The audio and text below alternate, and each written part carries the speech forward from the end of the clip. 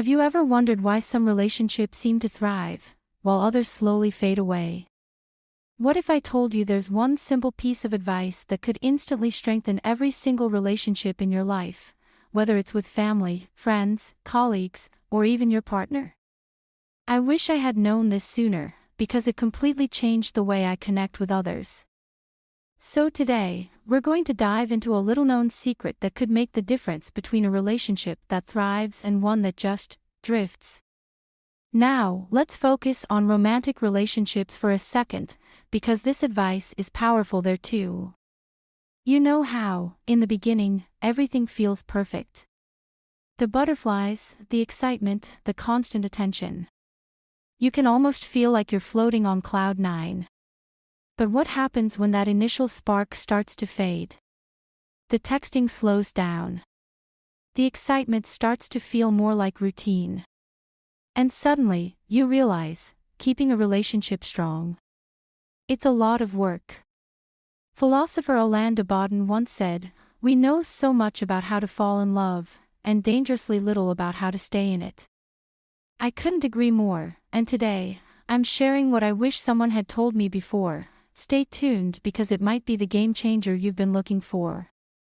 At the heart of every interaction, there's a desire to connect. To be seen. Heard. Understood. This is where what's called bids for connection comes into play. Now, bear with me, this concept is key, and I promise it's going to change the way you interact with everyone around you. A bid for connection is any action, verbal or non-verbal, where one person reaches out to another. It could be something as simple as saying, "Wow, look at that sunset," or even a sigh, where you're subconsciously trying to invite someone into your emotional world. The real question is, how do we respond to those bids? Because this, right here, will either build trust or slowly chip away at it. Dr. John and Julie Gottman, two renowned relationship researchers, discovered that there are three types of responses to a bid for connection: turning towards, turning away, and turning against. Let's break it down. Turning towards is when you acknowledge and engage. If I say, "Hey, look at those flowers," you might respond, "Wow, they're stunning. I love the purple ones." Turning away is when you ignore it. A simple, "That's nice, honey," or no response at all. Turning against is when you reject the bid, like saying, "I've seen better flowers," or worse, "What's wrong with you?" This is where the magic happens. Couples who turn towards each other's bids 86% of the time are far more likely to stay together long-term. On the other hand, couples who ignore or reject bids, only 33% of the time, tend to grow apart. Think about that.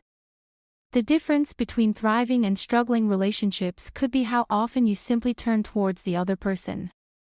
But here's the kicker: what's even more dangerous than turning against someone? Turning away. Think about it.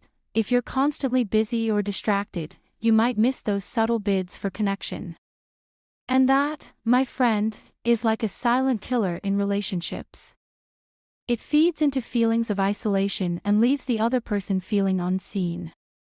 So here's the challenge: what if you could start noticing and responding to these bids more consciously?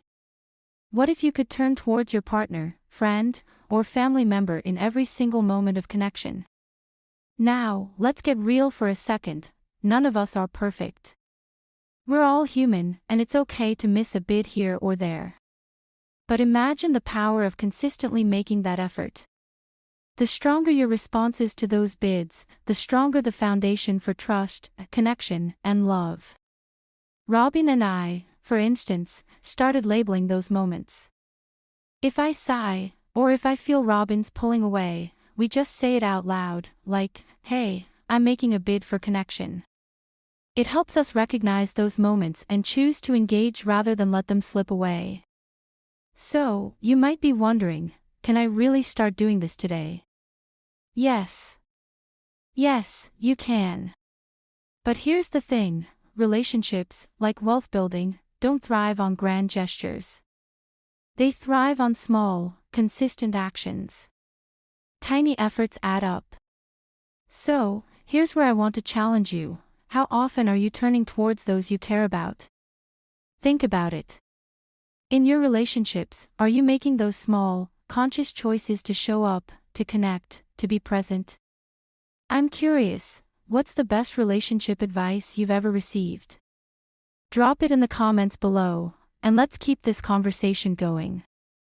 And if you found this video helpful, I've got another one that digs deeper into creating lasting success, both in relationships and wealth. Trust me, you don't want to miss it. I'll see you there.